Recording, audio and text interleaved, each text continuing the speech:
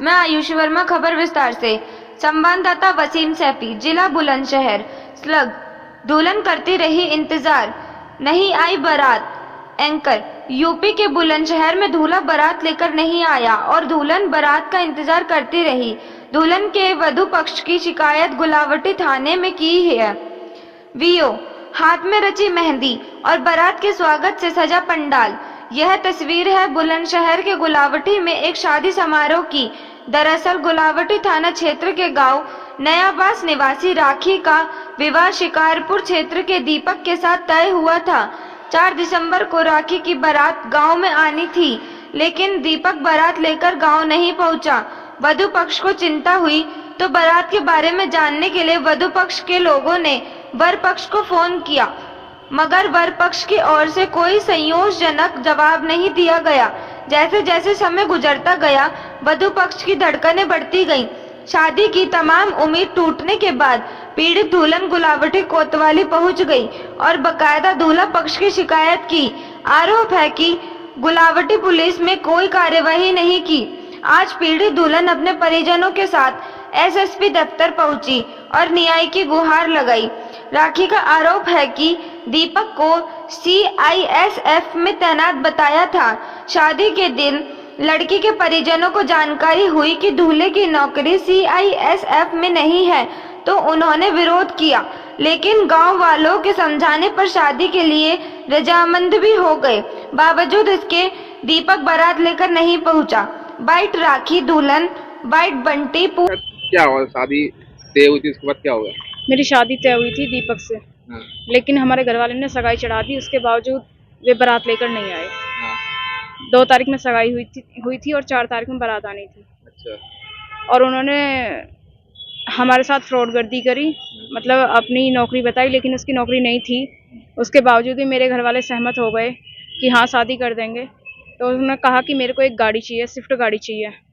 तो मेरे पापा नहीं है, मम्मी है, वो एकदम अरेंज कहाँ से करती।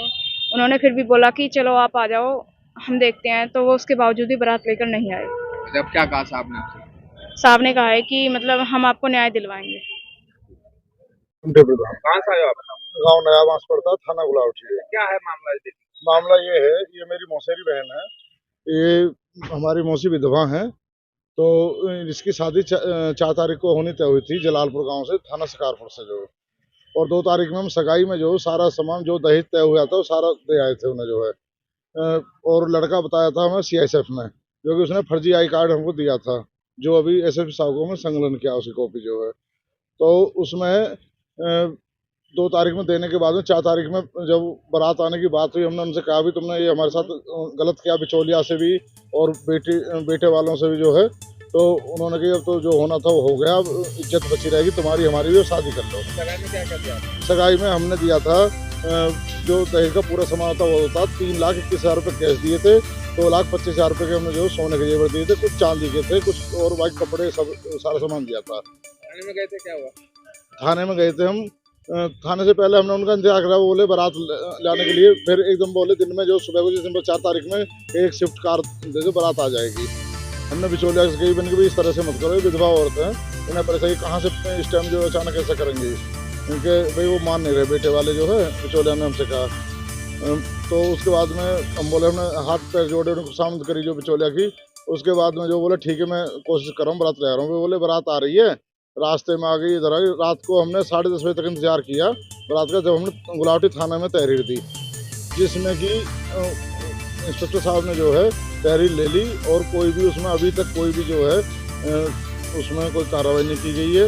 अब हम जो यहाँ हमने जो है एसएसपी साहब से मिलने के लिए आए, जो हमारे मंडी चौकी दरोगा हैं इकराम अली खान, उन्होंने जो है वो बिल्कुल बात करने को तैयार नहीं, ना ही हमारी रिपोर्ट दर्ज की है उन्होंने जो है, और ना ही कोई कार्रवाई कर रहे हैं। उनसे ना कोई बातचीत की है, ना उन्हें जो बता रहे।